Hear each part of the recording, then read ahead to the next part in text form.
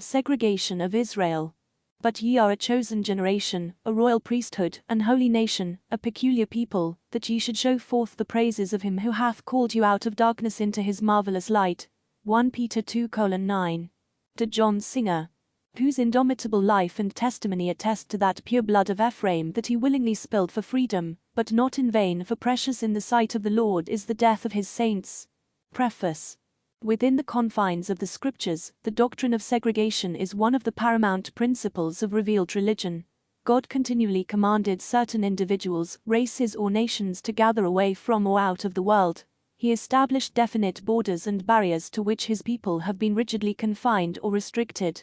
The people of the world are relatively free to do as they please, but God has imposed strict laws upon his people.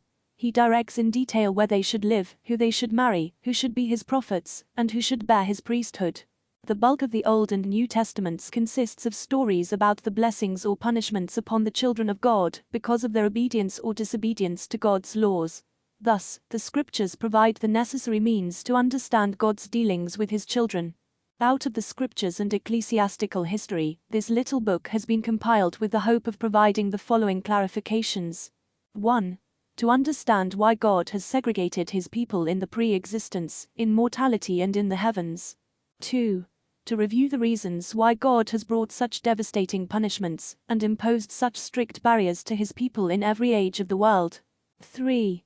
To explain the reason why God has allowed and often inflicted bondage, servitude, or slavery upon a particular people or race. 4. To explain the nature, type and purposes of a divine curse, and why God draws a very fine line between the cursed and the blessed. 5. To summarize the reasons why God has always had a chosen, noble or elect people, and why he gives them power to destroy other people or nations, and why he favors them with power, riches, freedom, a multitude of posterity, and his choicest blessings on earth or in the world to come. In preparing this manuscript, I saw a picture beginning to form which I had never seen before. The amazing and inspiring stories of the Old and New Testaments were always enjoyable to read and hear, but after researching and compiling the contents of this publication, I was able to focus them into a new clarity and meaning, which had been completely absent before.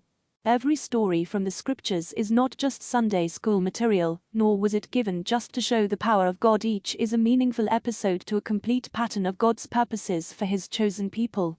I hope that the reader will see this same picture. The author.